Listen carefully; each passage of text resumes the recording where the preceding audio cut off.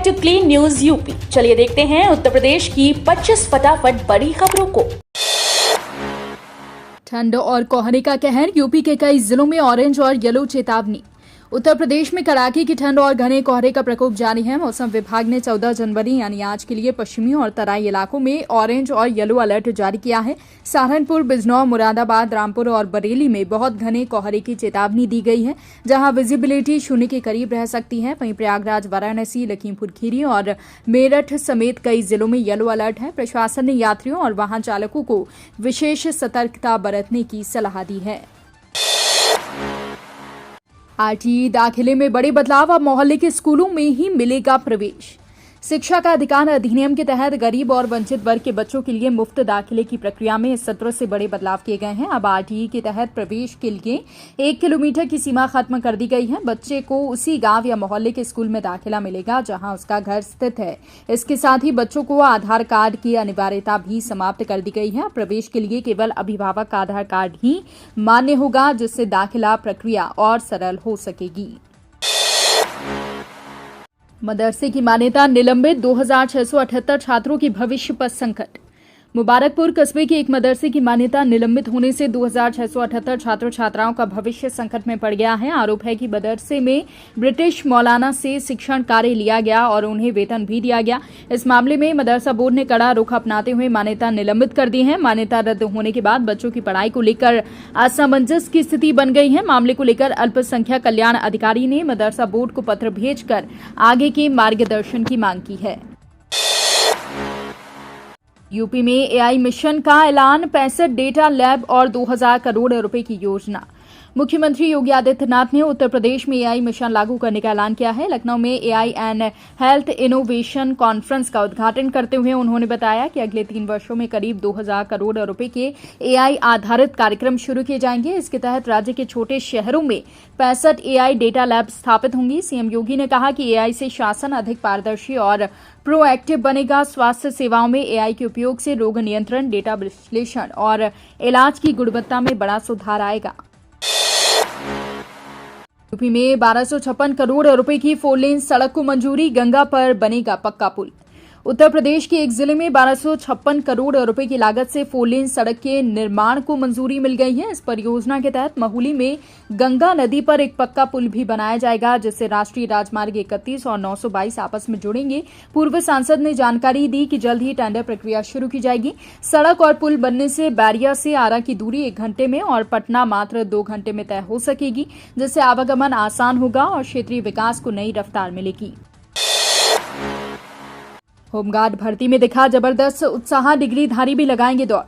Home guard भर्ती को लेकर युवाओं में जबरदस्त उत्साह देखने को मिल रहा है। पुलिस सिपाही भर्ती के पैटर्न पर हो रही इस भर्ती में अब सिर्फ 10वीं पास ही नहीं बल्कि बीएड, बीटेक और पीजी डिग्रीधारी युवा भी शामिल हो रहे हैं। जिले में 537 पदों के लिए 15,000 से अधिक युवाओं ने आवेदन किया है। पहली बार होमगार्ड विभाग में 41,424 स्वयंसेवकों की भर्ती होगी। चयन प्रक्रिया में शारीरिक और लिखित परीक्षा के बाद ही अभ्यर्थियों का चयन किया जाएगा।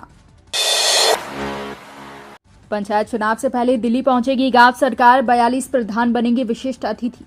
उत्तर प्रदेश में पंचायत चुनाव की तैयारियों के बीच गांव सरकार को राष्ट्रीय मंच पर पहचान मिलने जा रही है। 26 जनवरी को दिल्ली के कर्तव्य पथ पर आयोजित गणतंत्र दिवस समारोह में प्रदेश की 42 ग्राम पंचायतों के प्रधान विशिष्ट अतिथि के रूप में शामिल होंगे।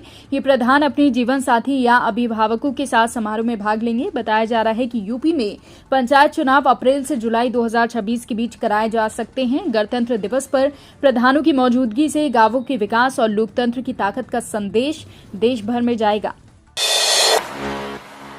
20,000 से अधिक रजिस्ट्री फीस अब ऑनलाइन, योगी सरकार ने लागू किया नया नियम। उत्तर प्रदेश सरकार ने जमीन और मकान की रजिस्ट्री को पारदर्शी बनाने के लिए बड़ा कदम उठाया है। अब 20,000 से अधिक की रजिस्ट्री फीस नगद नहीं बल्कि ऑनलाइन जमा होगी। महानिरीक्षक निबंधन नेहा शर्मा ने इसका आदेश जारी कर दिया है। ये व्यवस्था पहले चरण में 30 से अधिक जिलों में लागू की गई है। इससे रजिस्ट्री कार्यालयों में भीड़ कम होगी और भ्रष्टाचार पर रोक लगेगी। साथ ही आम लोगों को तेज और सुरक्षित सेवा मिलेगी। यूपी में स्टार्टअप्स को नई रफ्तार, 1 महीने में 106 नए उद्यम पंजीकृत। उत्तर प्रदेश में स्टार्टअप्स को लगातार नई उड़ान मिल रही है। मुख्यमंत्री योगी आदित्यनाथ के नेतृत्व में स्टार्टअप इन यूपी पहल के तहत राज्य में मान्यता प्राप्त स्टार्टअप्स की संख्या बढ़कर 3011 हो गई है। दिसंबर 2025 के बाद एक माह के भीतर 106 नए स्टार्टअप्स को मान्यता दी गई है। वहीं स्टार्टअप इंडिया के तहत यूपी में अब 19,042 स्टार्टअप्स पंजीकृत हैं। सरकार की स्टार्टअप नीति, ईज ऑफ डूइंग बिजनेस और डिजिटल सुविधाओं से युवा तेजी से उद्यमिता की ओर आकर्षित हो रहे हैं। शॉर्ट सर्किट से माघ मेले में भीषण आग, 20 दुकानें जलकर खाक। माघ मेले में मंगलवार को बड़ा हादसा होते होते टल गया जब सेक्टर 5 स्थित नारायण शुक्ला धाम शिविर में अचानक आग लग गई। आग की लपटें दूर तक दिखाई देने लगी, जिससे मेले में अफरा तफरी मच गई। शिविर में करीब 15 टेंट लगे थे, जिनमें लगभग 50 कल्पवासी रह रहे थे। सूचना मिलते ही दमकल की कई गाड़ियां मौके पर पहुंची और काफी मशक्कत के बाद आग पर काबू पाया। इस हादसे में कोई जनहानि नहीं हुई, लेकिन शिविर के बाहर लगी करीब 20 दुकानें जलकर राख हो गईं। आग लगने का कारण शॉर्ट सर्किट बताया जा रहा है। 15 से 17 जनवरी ताजमहल फ्री, शाहजहां मुमताज की असली कब्रों के होंगे दर्शन। ताजमहल देखने वालों के लिए बड़ी खुशखबरी है। शाहजहां और मुमताज के सालाना उर्स के मौके पर 15 से 17 जनवरी तक ताजमहल में प्रवेश बिल्कुल मुफ्त रहेगा। इस दौरान आम दिनों में बंद रहने वाला मुख्य मकबरा भी खुलेगा, जहां पर्यटक शाहजहां और मुमताज की असली कब्रों के दर्शन कर सकेंगे। 15 और 16 जनवरी को दोपहर 2 बजे के बाद, जबकि 17 जनवरी को सुबह से शाम तक फ्री एंट्री मिलेगी। सुरक्षा के पुख्ता इंतजाम किए गए हैं। वाराणसी से सीधे बैंकॉक की उड़ान, किराया 9,000 से कम। देश की सांस्कृतिक राजधानी वाराणसी अब अंतर्राष्ट्रीय हवाई नक्शे पर और मजबूत होने जा रही है। लखनऊ से बैंकॉक की उड़ान बंद होने के बाद एयर इंडिया एक्सप्रेस ने वाराणसी को थाईलैंड से सीधे जोड़ने का फैसला किया है। लाल बहादुर शास्त्री अंतर्राष्ट्रीय हवाई अड्डे से बैंकॉक के लिए सीधी उड़ान 1 फरवरी 2026 से शुरू होगी। इसके लिए बुकिंग विंडो खोल दी गई है। खास बात यह है कि शुरुआती किराया 9,000 रुपए से भी कम रखा गया है, जिससे यात्रियों को बड़ी राहत मिलेगी और पर्यटन को बढ़ावा मिलेगा। एसआईआर को लेकर सपा का चुनाव आयोग पर हमला, आयोग ने दिया जवाब। उत्तर प्रदेश में एसआईआर को लेकर सत्ता पक्ष और विपक्ष के बीच सियासी खींचतान तेज हो गई है। वोट जुड़वाने को लेकर यूपी बीजेपी अध्यक्ष पंकज चौधरी की रैली में दिए गए एक बयान के बाद समाजवादी पार्टी ने चुनाव आयोग की कार्यप्रणाली पर सवाल उठाए और एसआईआर में बेईमानी का आरोप लगाया। सपा ने यह मुद्दा सोशल मीडिया प्लेटफॉर्म एक्स पर उठाया। इस पर चुनाव आयोग ने भी एक्स पर ही जवाब देते हुए कहा कि सशंकित होने की जरूरत नहीं है। आयोग के मुताबिक 1 सप्ताह में संबंधित विधानसभा क्षेत्र में वोटर लिस्ट में नाम जोड़ने के लिए केवल 14,707 फॉर्म 6 ही दर्ज किए गए हैं।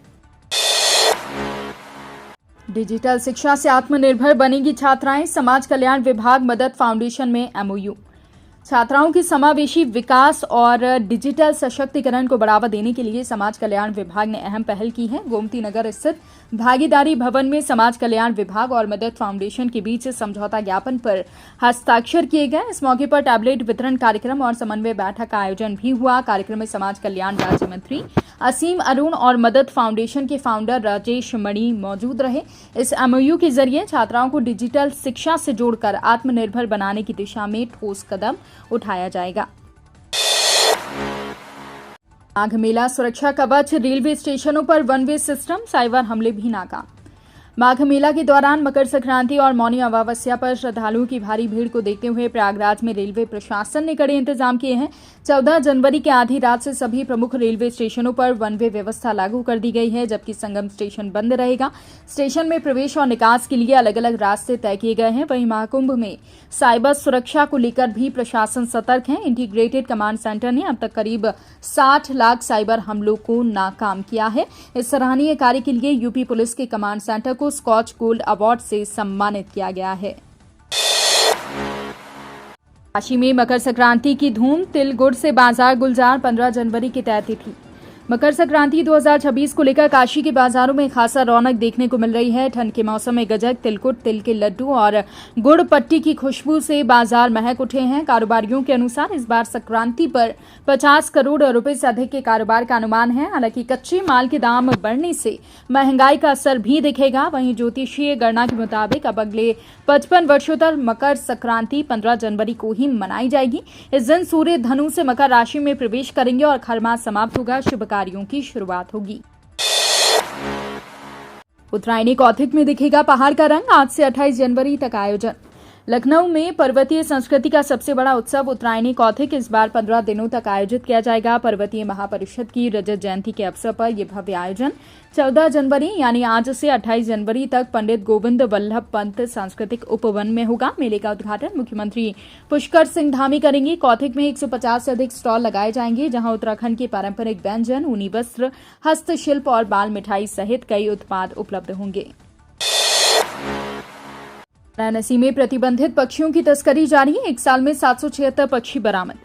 वाराणसी जिले में प्रतिबंधित पक्षियों की तस्करी पर अब पूरी तरह लगाम नहीं लग पाई है। बीते एक साल में वन विभाग और पुलिस की संयुक्त कार्रवाई में 776 प्रतिबंधित पक्षी पकड़े गए हैं, लेकिन 4 बार की कार्रवाई के बावजूद केवल 7 तस्करों की गिरफ्तारी हो सकी है। सबसे बड़ी चिंता यह है कि अब तक इस अवैध कारोबार के मुख्य सरगना और डीलरों तक विभाग नहीं पहुंच पाया है। आरोप है कि वन विभाग ठोस अभियान चलाने के बजाय पुलिस की कार्रवाई में शामिल होकर केवल अपनी उपलब्धियां गिनाने तक सीमित है। 20 करोड़ के तटबंध से सुरक्षित होगा बहेड़ी का मेगा फूड पार्क। बरेली के बहेड़ी में स्थित मेगा फूड पार्क को किच्छा नदी की बाढ़ से सुरक्षित करने के लिए बड़ा कदम उठाया गया है। 3 गांवों की जमीन पर करीब 2.5 किलोमीटर लंबा तटबंध बनाया जाएगा, जिसकी लागत लगभग 20 करोड़ रुपए होगी। इस परियोजना के लिए फरवरी से भूमि अधिग्रहण की प्रक्रिया शुरू की जाएगी। सिंचाई विभाग के बाढ़ खंड को 13 करोड़ 50 लाख रुपए पहले ही जारी किए जा चुके हैं। गौरतलब है कि 2016 में विकसित इस मेगा फूड पार्क में कई औद्योगिक इकाइयां स्थापित हो चुकी हैं, लेकिन बाढ़ की समस्या उद्यमियों के लिए बड़ी चुनौती बनी हुई थी। अब घर होंगे सस्ते। नई गाइडलाइन से प्रॉपर्टी की कीमतों में बड़ी कटौती। अलीगढ़ में घर खरीदना अब और भी किफायती होने वाला है। प्रशासन ने आदर्श कास्टिंग गाइडलाइन 2025 को मंजूरी दे दी है। इसके लागू होने के बाद प्लॉट और मकानों की कीमतें वास्तविक निर्माण लागत के आधार पर तय की जाएंगी। पहले सरकारी आवासीय योजनाओं में आकस्मिक निधि और ओवरहेड चार्ज के नाम पर मूल कीमत में 30% तक का अतिरिक्त बोझ जोड़ा जाता था। नई गाइडलाइन से यह अतिरिक्त राशि हट जाएगी, जिससे मध्यम और निम्न आय वर्ग के परिवारों के लिए अपने घर का सपना साकार करना और आसान हो जाएगा। पीएम मोदी की पतंग को लेकर कांग्रेस का विरोध, पुलिस ने कार्यकर्ताओं को रोका। लखनऊ में मंगलवार को कांग्रेस कार्यकर्ताओं और पुलिस के बीच तनाव की स्थिति देखने को मिली। प्रदेश कांग्रेस अध्यक्ष अजय राय अहमदाबाद में प्रधानमंत्री मोदी द्वारा भगवान हनुमान की तस्वीर वाली पतंग उड़ाए जाने के विरोध में दक्षिण मुखी हनुमान मंदिर जाना चाहते थे, लेकिन पुलिस ने कांग्रेस मुख्यालय के बाहर बैरिकेडिंग कर उन्हें रोक दिया। इसके बाद अजय राय और कार्यकर्ताओं ने गेट पर ही हनुमान चालीसा का पाठ किया। अजय राय ने आरोप लगाया कि भाजपा सनातन धर्म का अपमान कर रही है। में श्रद्धालुओं के लिए आईआरसीटीसी का भारत गौरव ट्रेन से विशेष टूर पैकेज। धार्मिक यात्रा की योजना बना रहे श्रद्धालुओं के लिए आईआरसीटीसी एक खास टूर पैकेज लेकर आया है। ये 9 दिन और 10 रात का भारत गौरव ट्रेन टूर 5 फरवरी से 14 फरवरी तक संचालित होगा। आगरा कैंट से शुरू होने वाली इस यात्रा में गया के विष्णुपद मंदिर, पुरी के जगन्नाथ मंदिर, कोणार्क सूर्य मंदिर, कोलकाता का गंगा सागर, वैद्यनाथ धाम, काशी विश्वनाथ और अयोध्या की राम जन्मभूमि व हनुमानगढ़ी के दर्शन कराए जाएंगे। यूपी के रेलवे स्टेशनों पर तैनात होंगे भूतपूर्व सैनिक, 106 पॉइंट्समैन की भर्ती। उत्तर प्रदेश के रेलवे स्टेशनों की सुरक्षा और संचालन को मजबूत करने के लिए भूतपूर्व सैनिकों की तैनाती की जा रही है। पूर्वोत्तर रेलवे लखनऊ मंडल और आर्मी वेलफेयर प्लेसमेंट ऑर्गेनाइजेशन के बीच हुए समझौते के तहत 106 भूतपूर्व सैनिकों को पॉइंट्समैन के पद पर नियुक्त किया जाएगा। ये सैनिक ट्रेनों को सही ट्रैक पर भेजने, पटरियों की निगरानी और सुरक्षा से जुड़े अहम कार्य संभालेंगे। रेलवे अधिकारियों के अनुसार जनवरी के अंतिम सप्ताह तक सभी तैनातियां पूरी कर ली जाएंगी। गोरखपुर महोत्सव में सीएम योगी बोले, यूपी की उपलब्धियां विकास और विरासत का प्रतीक। मुख्यमंत्री योगी आदित्यनाथ ने गोरखपुर महोत्सव के समापन समारोह में कहा कि उत्तर प्रदेश की उपलब्धियां विरासत और विकास की संयुक्त यात्रा का प्रतीक हैं। उन्होंने कहा कि तकनीक से शासन पारदर्शी हुआ है और राशन वितरण व डीबीटी जैसी योजनाओं से भ्रष्टाचार खत्म हुआ है। सीएम ने बच्चों को जरूरत से ज्यादा मोबाइल देने पर चिंता जताई और साइबर फ्रॉड से सावधान रहने की अपील की। इस मौके पर खेल, विज्ञान, कृषि और सामाजिक क्षेत्र में उत्कृष्ट योगदान देने वाले 6 लोगों को गोरखपुर रत्न से सम्मानित किया गया। संभल हिंसा मामला, एसपी का बयान दर्ज, कोर्ट में 6 घंटे तक चली जिरह। संभल हिंसा मामले में पुलिस अधीक्षक कृष्ण कुमार बिश्नोई का कोर्ट में बयान दर्ज किया गया। इस दौरान जरा करीब 6.5 घंटे तक चली, जिसमें अभियुक्तों की ओर से 5 वकीलों ने अपना पक्ष रखा। विवाद शाही जामा मस्जिद और हरिहर मंदिर के दावे को लेकर 24 नवंबर 2024 को हुए सर्वे के दौरान शुरू हुआ था, जिसमें हिंसा फैलाने से 5 लोगों की मौत हो गई थी। हिंसा के दौरान एसपी बिश्नोई के दोनों पैरों में भी छर्रे लगे थे। कोर्ट में लंबी जरह ने पूरे मामले की संवेदनशीलता को दर्शाया। तो ये थी आज की 25 फटाफट बड़ी खबरें। अगर आपको न्यूज पसंद आई हो तो वीडियो को लाइक और शेयर जरूर करें। धन्यवाद।